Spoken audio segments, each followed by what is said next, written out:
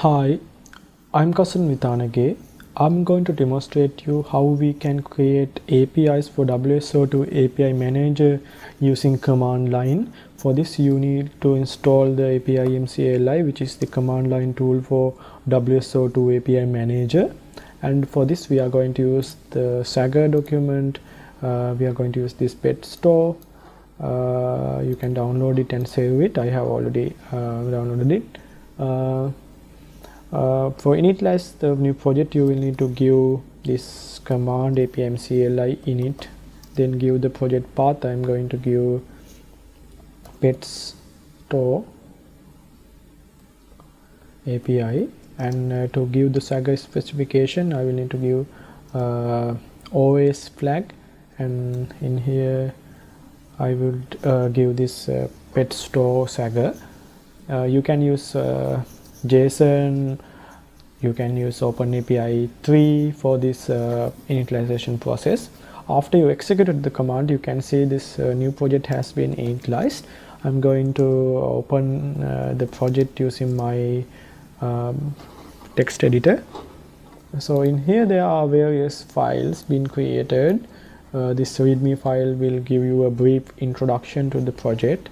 In this API YAML you can see this most of the information have been populated from the details you can find in this Saga document. You can edit these fields like API name, version, etc., and save this file and import this generated API into an API manager. For this I'm going to issue this command called API import API. I'm going to give the file path for the API using this F flag, and I'm going to use this E flag to import this into development environment. I'm going to use dev. You can learn about this in our documentation, how we can add a new environment. So then I will give this K flag for insecure, because I'm using this instance in my local machine. So when I execute the command, this API has been imported into this API manager. We can see it in this publisher of the API manager. Next I will talk about how we can share common information about your organization across your APIs. For example, your business email, your business name.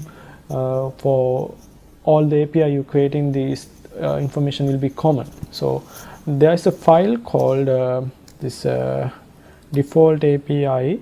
In your home folder there's a directory called .wso2 API CLI. In there's this default API.yaml, which is being used as a template for creating new APIs. You can change these fields, you can add your business information in here, you can share it with your co-workers so they will get the same effect. So using this file you can create APIs with common information. So the next thing I'm going to talk about how we can change fields dynamically. For example, let's say you are initializing few APIs, and each one of API have different name and different version, and you need to give these things using an effective way.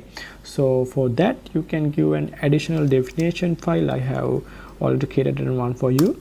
In here you can give this fields you like, and if you want to have field from environment variables, you can give it in this way. So I'm going to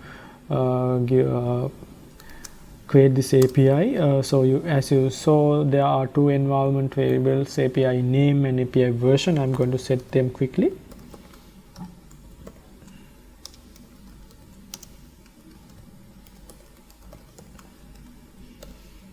And I'm going to use the same command API init I'm going to give this path as my API, and to give the definition file you need to specify the flag called D and give the definition file.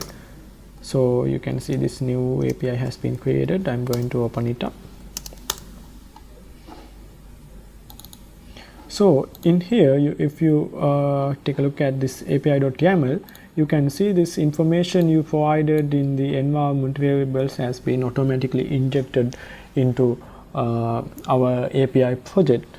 So, and you can see there's a default Swagger file was generated from the command line tool. So this is the so in this demonstration we have talked about various techniques for initialization of the APIs. You can read about this process in our documentation, learn more about creating APIs using command line. Thank you.